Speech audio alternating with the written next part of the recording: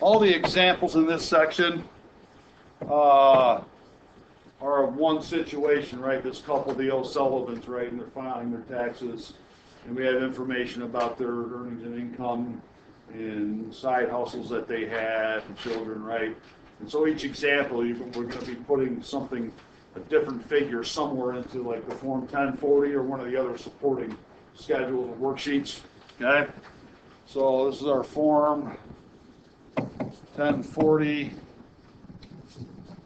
reporting taxable income.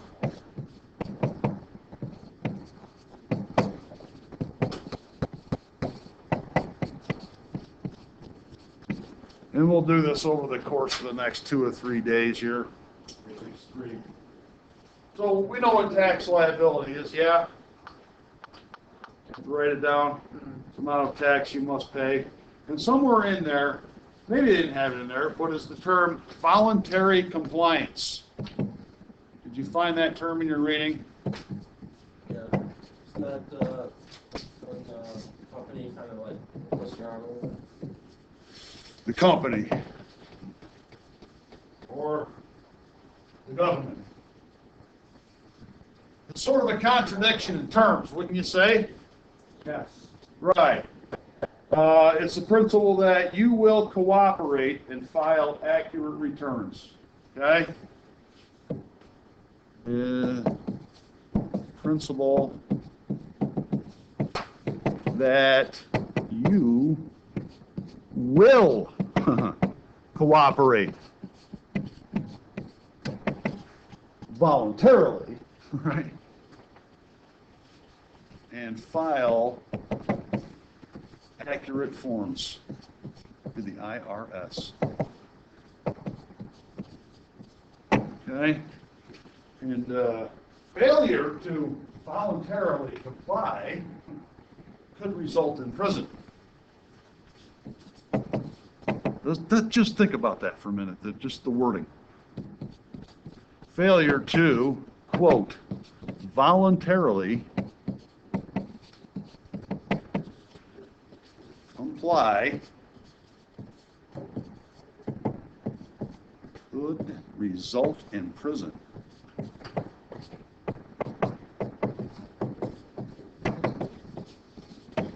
None of this sounds super voluntary, does it? Okay, so it's a cute little phrase they use. Okay? Now, you guys already kind of looked up the different tax schedules, right? Schedule 1, A and B and C and E. And so I'm not going to write all those down again. We're going to use a whole lot of those for this particular section, right? So we're going to use the 1040 and some supporting schedules and worksheets. Now, we also need to be clear on the difference, this is important, between deductions and credits. Does anyone currently know the difference between deductions and tax credits? Okay, it's a good thing we're talking then. So, deductions. These lower your taxable income, okay, to reduce your liability. Lower your taxable income, like the tax deferred contributions, like that, or a little bit different, huh? To reduce your tax liability.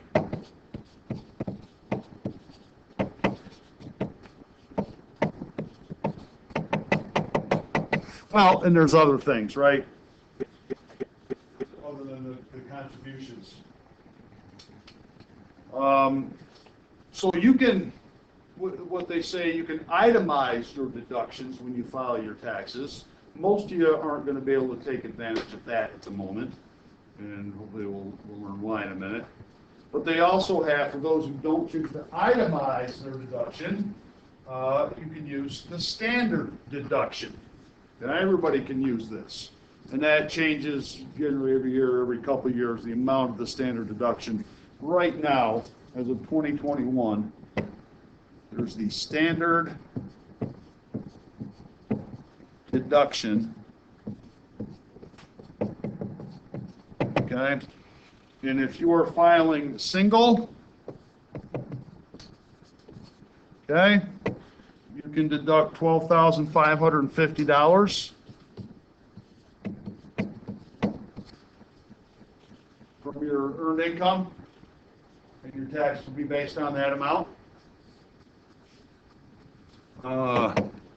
If you're married filing jointly, so the two of you together, that in 2021 is $25,100.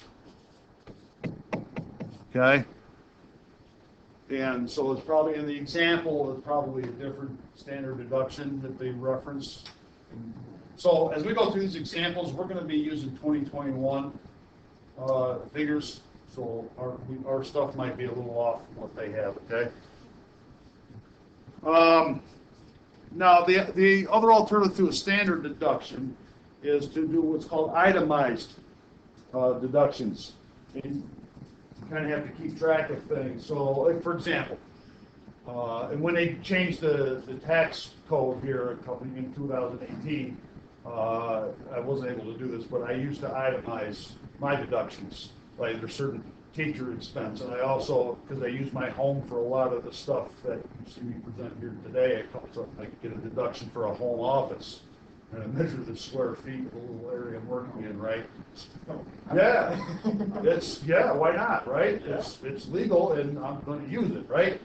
And it reduced, like, in all kinds of, this is after you used to drive a lot of miles for work as a traveling nurse, right? And so you could deduct mileage, other expenses, like if I had to buy a printer, over here or my home to use predominantly for work. Check, who's going to ask, right? They do it, not really easy, right? I can deduct all of these things and other things. Okay, and you can do so many other things, and you can do this itemized deduction, and maybe you get more of a deduction than the standard deduction, and if you do, you should itemize, right? But that's really like at your stage in life, you don't have a lot of things to itemize. So you don't have mom and dad are paying for everything, right? Yeah, so. Wait, so if I buy a TV for work, and it's like $2,000, I can take $2,000 off them? That's stretching a little bit, Sheldon. But like similar. Theoretically. Right, I mean, you would have to, like, if they challenge you on it, I mean, you would have to be able to justify that you need it as part of it. It helps to, it's something that helps you to produce your income. You need it, for that income. I need a home office space. I need certain, length by width, square footage. Okay? I'm not tiny, And at least be able to spin around in your chair. At least. Legs extended. Yes, exactly, something like that, right. But yeah, all these little, like, you might think, like finding all these little goofy things that just sound stupid, well, that's just, why would someone do something like that? Well, so they pay less taxes, and it's in the law, and, and that, so that brings me to the difference between, tax avoidance and tax evasion. So if I'm taking all those itemized deductions, and even though you may sound silly, right? Am I engaged in tax avoidance or tax evasion? Avoidance. Is tax avoidance wrong, would you say? No. Why would anybody not avoid taxes that, if they can legally avoid them? You'd be an idiot not to, right? Like, who was the big company? It was Amazon, I think it was. Paid 0 federal tax on their business. And everyone's up in arms. How could they do something like that? Well, would they not be fools not to? Okay, so if you don't like that, then change the law, right? Take away some of it. But if it's in the law, then my God, you have to be a complete moron to just voluntarily say, yeah, okay, I feel take $500 billion. So like everybody doesn't get mad at me. I don't think so, right? Exactly. Okay. So now, whether you take the standard deduction or you itemize your deductions, like even if you don't itemize, there are certain other deductions you can take in addition to the standard, right? And this will be of interest to a lot of you soon. the student loan interest deduction.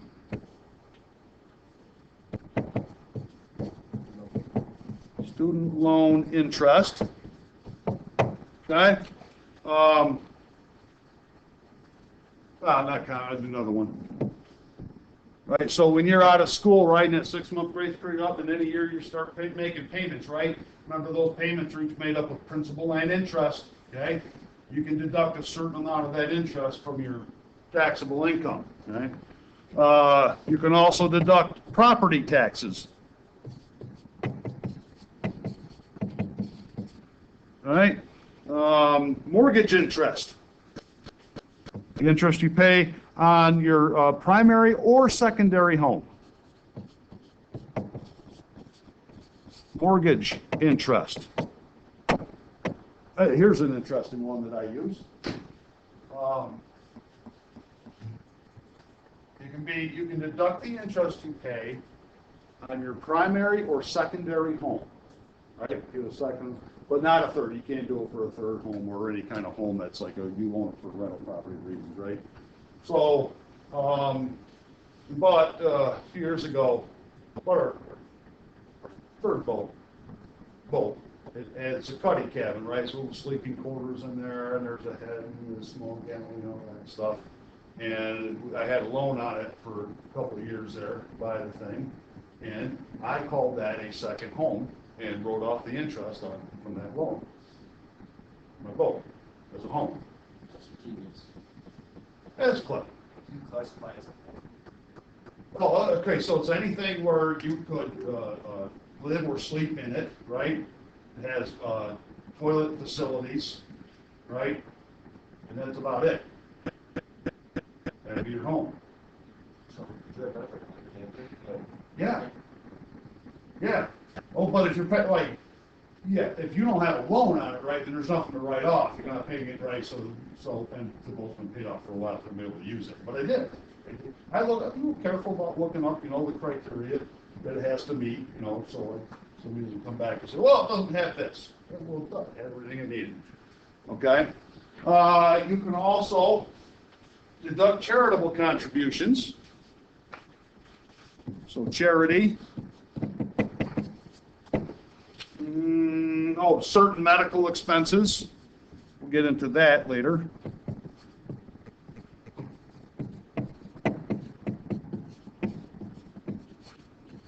Etc. So there's some other things like that. So like even if you don't itemize your taxes and you take the standard deduction, there are still a whole bunch of other specific deductions you can take if they apply to you, right?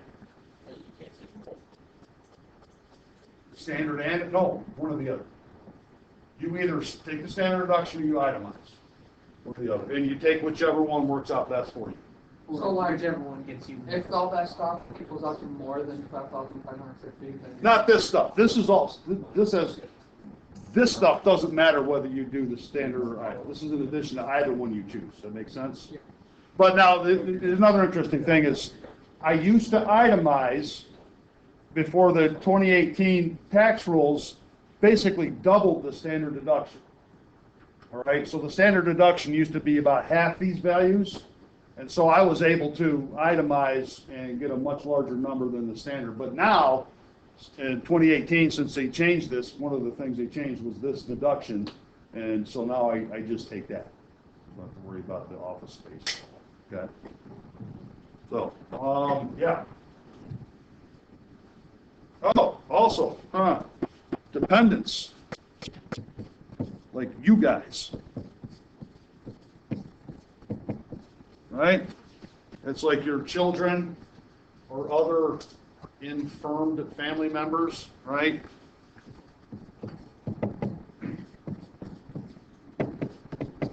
By others, I mean, like, so, that crazy uncle that drools a lot, can't really clean up after himself and whatnot, support his own lifestyle of drooling. Write that off. Now, the children, there's certain restrictions on dependents, like his children. They have to be, it used to be, I told you, some turned 17. They bumped that up to age 18 now. They have to be under They can't earn more than half of their own money that they need to survive. There's some other things, right? We'll get into that. There's a whole Form 8812. And that's one of the things that was driving me nuts about why I extended this today, because it used to be a simple checkbox on the 1040 itself. Now it's like 2 other forms we have to go to. Okay. And there's also that's a credit. So again, you can either do the standard deduction or itemized, but in either case, all of these are still available, whether you take either one of those. So those are deductions. They reduce your income, right? And so what you will have is a percentage of a lower number, which is a lower number, right? Or possibly into a lower bracket, which is even better.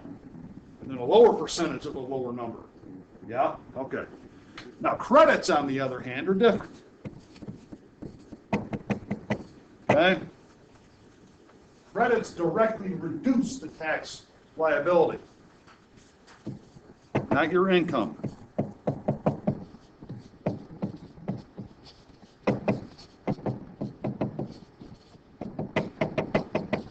Okay? Now, there's a child tax credit. So, like whatever the table says your taxes are, right? You can reduce that by $500 per child, that kind of thing, right? So there's a child tax credit, and restrictions apply. There's this thing called the Earned Income Credit, or EIC. Yeah.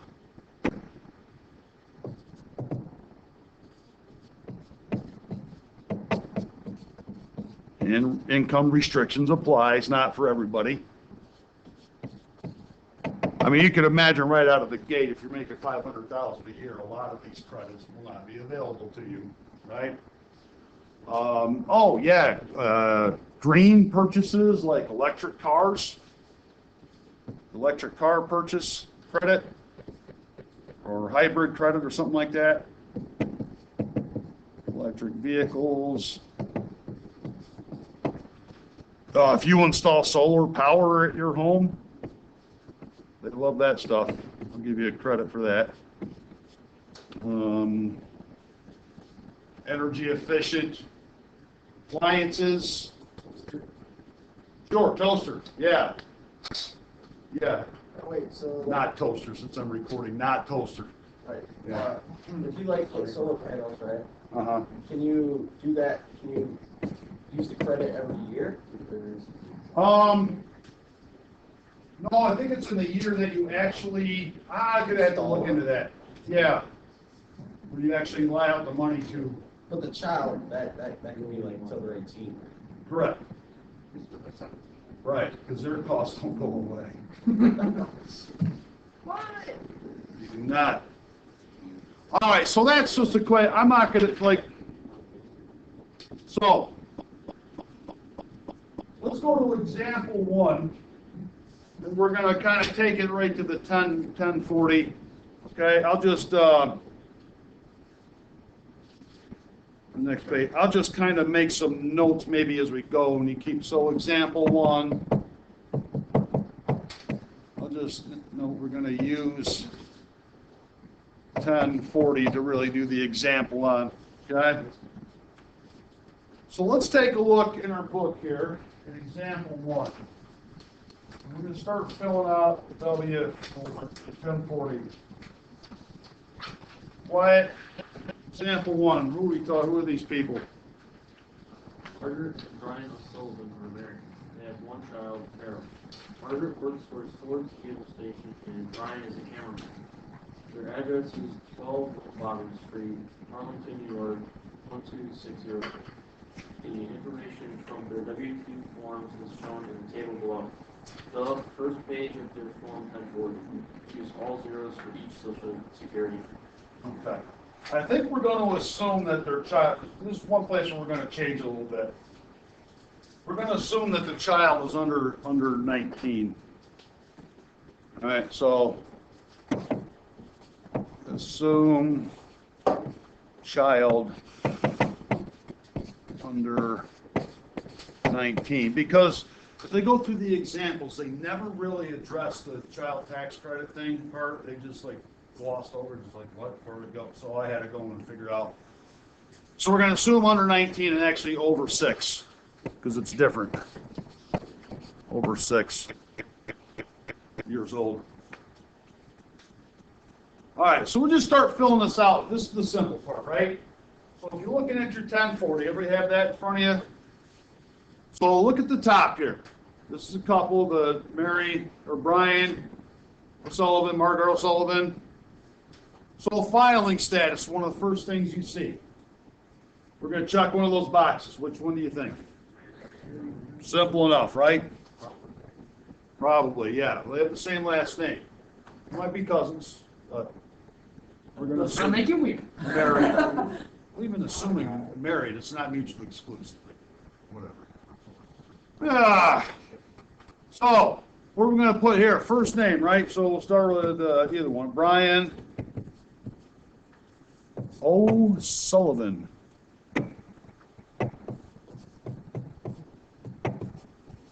And we'll make his social security number 1, 2, 3, 4, 5, 6, 7, 8, 9. Very sequential. Did they give his middle name in that? No. Yeah, because normally you put like your middle initial, middle name here. That's fine. And spouse's name, Margaret. It doesn't matter like which one you list first. O'Sullivan. What do they have for her social? Oh yeah, 0, 1, 2, 3, 4, 5, 6, 7, 8. 0, 1, 2, 3, 4, 5, 6, 7, 8. Yeah, yeah. They were born within seconds of one another, right? Okay, let's go ahead and get their address in here. All right, so, well, what the heck is that? Run Bottoms.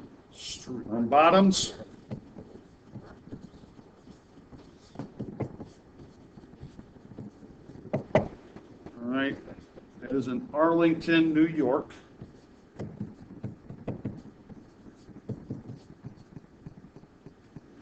New York, right? Separate boxes for state and zip, right? 12603. Now, I should also note that many of the lines on this form and the other forms we're not even going to use. And sometimes I'll have a kid ask me, what do I put on this line? What do I put on that line? What do I put on this line? We're not using them. Right? So it could be part of the tricky part of this, but okay.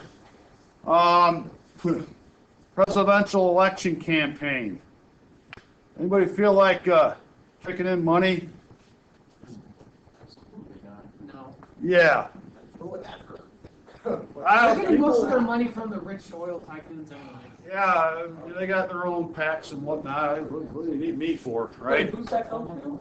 That goes President's to election campaign. presidential election committee campaign, so there's money for these people to run for office. And Like, how do they choose who those two? like everything around. That's a good question. I don't know because I've never given them my $3. Okay? And I doubt they care because they get like Yeah. hundreds of thousands of dollars. I don't think we have to worry about the foreign country name or anything like that. And this would probably, like, if you're still an American citizen living abroad, but you're still a citizen, you probably have to fill this out. Or if you're in the military, right? You might have to fill that out if you're filing from overseas. So the next question: anytime during 2021, did you receive, sell, exchange, or otherwise dispose of any financial interest in any virtual currency? You guys know about virtual currency, don't you? Yes. Bitcoin and some of the other ones. Yeah, okay. So in the problem, did they talk about virtual currency? No. So we're going to select no. Okay.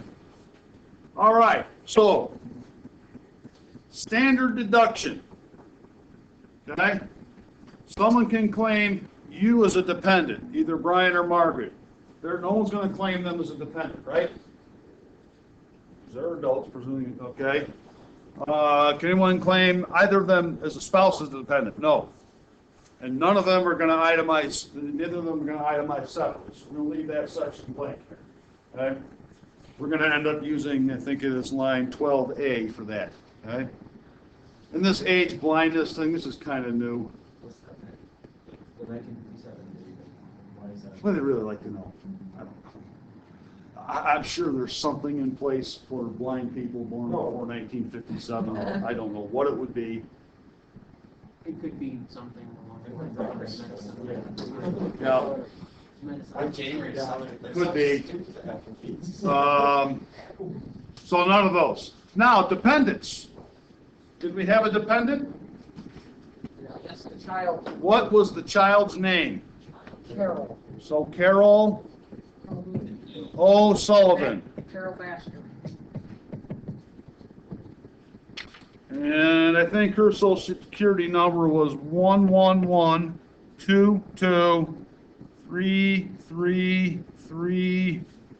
111223333. Okay. All right, relationship to you, the filer, Child. child or daughter, either one. Yeah. Money pit. Okay. Now, qualifying for tax credit, the child tax credit, we're gonna have to look into that. Right? We're assuming she's under 19. She's lived at that address with the parents for more than half of the year is another requirement, right? We're assuming all that. Okay, so we're going to do the tax credit. Now, as far as credit for other dependents, that's gonna be more for your crazy uncle that's living there. He's got a little problem, you know, like that. Like, he can't afford a wheelchair, so you just push him around on a skateboard or something, you know? He's got no legs, you know, so what else can he do? But now he doesn't have any legs. Right, well, that's why he's living with you. Got no legs. He's walking around on his hands, the bum. At least got him a skateboard. Come on, man, what do you, how can you be so cold and callous? Okay. Okay. Now it's gonna be his hands from his walking. Oh, yeah, that was good. That was- You catch that? They don't listen back there. That was good. I'm sorry you missed that. It was good. No? Did you actually hear what he said? His hands would be calloused from walking around But why did he say it? because he's walking, doesn't have any legs. No, so you did miss it. You did miss it. You said something about. I said to him, I said, how can you be so cold and callous? Yes. Yeah, and then his retort, quite wittingly, was, yeah, well, his hands are gonna be callous. All right, let's get a round of applause. Come on, it's good. The boys learned well. I taught them well. Okay. Learn from Sarcasm, humor, wisdom. the ways of the It's 202. Okay, now we gotta go to the data. So on example one, we're not really going off of what looks like a W-2, which I wish they would have had, but anyway, pretend it's a W-2. So, wages, salaries, tips, etc. Everybody see this here? I should highlight. Where's my highlighter? Are we just gonna forget about? We're gonna what? Do we add the You gotta speak up there, Shelby. Shelby? That's a new one.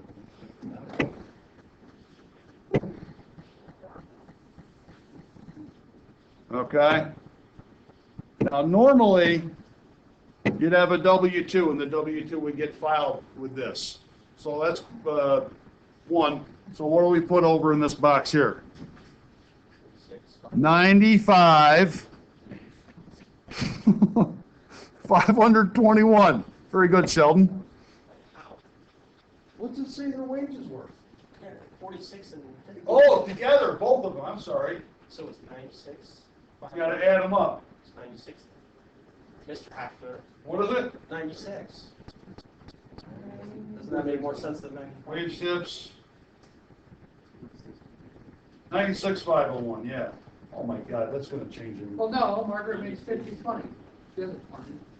Add them up. Yeah, so it's right. No, it's 96. No, it's 96. 96. 96,521. Oh, you got 95. That's 95. I'm not great at math. My resume. Okay. So, that's that income. Now, they also have some other source of funds, don't they? All right, did we finish on example, I think that might be it for example one. Taxable interest. So I think we need to go to example 2. This. So let me go back here. Example 2.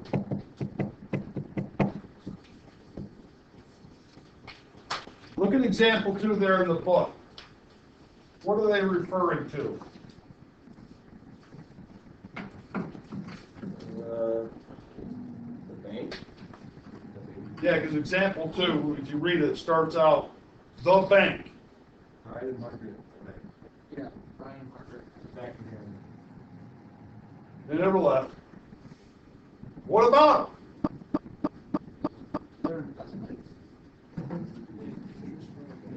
They receive dividends. Thank you. stock Read this. dividends, and GM stock. them? So they got interest, right, from 2 banks. You all read example 2? Yeah. Okay. They have interest from one bank, interest from another bank, and they have dividends, right? Now, interest and dividends. On schedule, we're going to need the,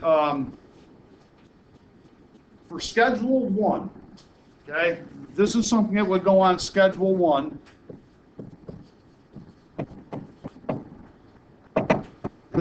It's interest and dividend income less than $1,500. Okay? So if the combined amount is 1,500 or more, we have to use Schedule B. If greater than or equal to 1,500, use Schedule B. And then go back and put it on Schedule 1. Right?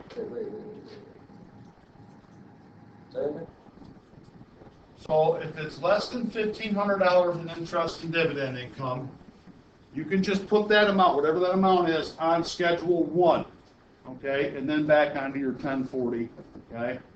But if it's 1,500 or more, they require you to use then the Schedule B, list them all out individually, then put that back on Schedule 1, then put it back in your 1040 on that line. This gets fun. So even if the requirements aren't met for Schedule 1, you're still supposed to put the Schedule B on it? All right, other way around.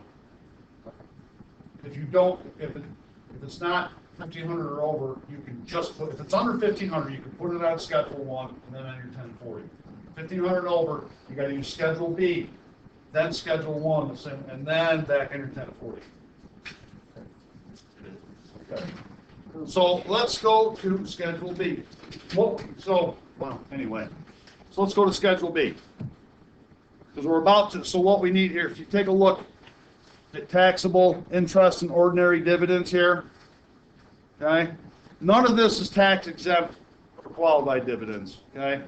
So a lot of this is not going to apply to this situation. So these are the two that we're looking at. Crayon, yeah. Why did it make such a- I don't know. Because they're very important people. They like wasting our And they like to know more. All right? So so you can look at the numbers. Is it gonna, the interest dividend is gonna add up to over 1,500? unfortunately. Yeah. So then we have to go to a schedule, so what was that? Oh, that's the back. So Schedule 1, we'll get there in a minute. So we need to go to Schedule B. One more piece. Schedule 1. All right, so let's take a look at Schedule B. Schedule. And again, we'll have to put our names here. Brian and Margaret O'Sullivan. Social Security number, you put whoever's listed first on the 1040. 3, 4, 5, 6, 7, 8, 9, that's it, right? Or if she was listed first, you put hers, okay? So you see how it's broken up into part 1, part 2, part 3? So what do you think is going to go in part 1? It's hard to say because they're not really clear on what part 1 is. Oh, they are clear, okay. So the interest from the banks are going to go here, and you list them out separately. So one of the banks is what, Seaford Bank? And you'll have 1090, they don't show them here, you'll have 1099s from both of these banks. It comes in mail to you as part of, your paperwork for taxes, like your W-2, okay? I wish they would show that. So, Seaford Bank, I believe that amount was $812. And by the way, any numbers we put on any of these forms, we round to the nearest dollar. You don't put cents in. Yeah. Okay? All round to the nearest dollar. So 112, no, nearest dollar. Just always round down, no, no. Probably not, except then your 1099 will be also included with this, and then they'll know. It's like upwards of $1. So now that's technically tax evasion. Prison, son. Buffalo Bank. And I think that amount was $877. Okay? All right, so that's line 1. This whole thing is line 1, yeah? That's how much they pay. No, that's the interest that they got paid from the banks. Yeah. Yeah, not interest. Yeah, right. Could they ever lose? Interest? Yeah. No, not every time. Well, I was thinking like, Stocks, yeah. But that's a different. That's capital gains and capital loss. It's a whole different form. like, let's say you're buying a car, the interest on that car, you're gonna put that in No, that has nothing to do with it. there? All right. But this is interest. This is all income. We're dealing with income, money that's come to you, whether it's earnings from salary and wages, or interest that bank pays you for having a savings account, or dividends company pays for owning their stock, right? So, what does line 2 say to do here? Add the amount. Add those two numbers together. 1689. You know, it's going to somewhere it's going to come back and haunt me that I have that 95,000 figure back there. Through all of this. Whatever. All right. What does 3 have anything to do with? Not us. Series EE bonds. They don't have any of those, right? So line 4. And by the way, if a line is supposed to be 0, you can just leave it blank. You don't have to write a 0 on it. Okay, it's your option. But you'd be putting 0 in on every line that you didn't use. So, what does line 4 say to do? Subtract line 3 from line 2. And so we'll actually be at what? 1689. Okay. Now, all right. Now, if line 4 is what, we must complete part 3. We'll get to that in a minute. Part 3. No, we're not going to do that. What is part 2 deal with? Okay, from whom? From whom? Nope. GM is one of them. What was their dividend that GM paid out? And again, this would be on a 1099 form. So you'll see there's 1099, say 1099 int for interest, 1099 div for dividend, and there's 1099 miscellaneous. Who's GM's? General Motors. Chevy, Buick, Yeah, right. yeah. But Pontiac, which is no more anymore, right? Home Depot. And then Home Depot. I think that was $1,200. Okay, that was it for that. So, line 6 says do what? Add them up, right? So that should come to 1644, right? So we're over 1,500, right? Which means we need to, get this real quick. Huh? Oh, wait, this is the Schedule B. Scratch that, never mind. No, it's over 1,500 for either room. Wait, 1,500. Line 6, what is part 3? I didn't do that. Financial interest. Oh, yeah, this is simple. No, so there's no, and no. That's why I didn't do it. There was nothing in apply. It's all no. How about that? Okay? Now we go back to Schedule 1. Let's move it, tie it off. Okay? Let's figure out where in Schedule 1 that this information will go. Oh. That's right. Probably under the additional income somewhere. Where do you see something for that? Gambling.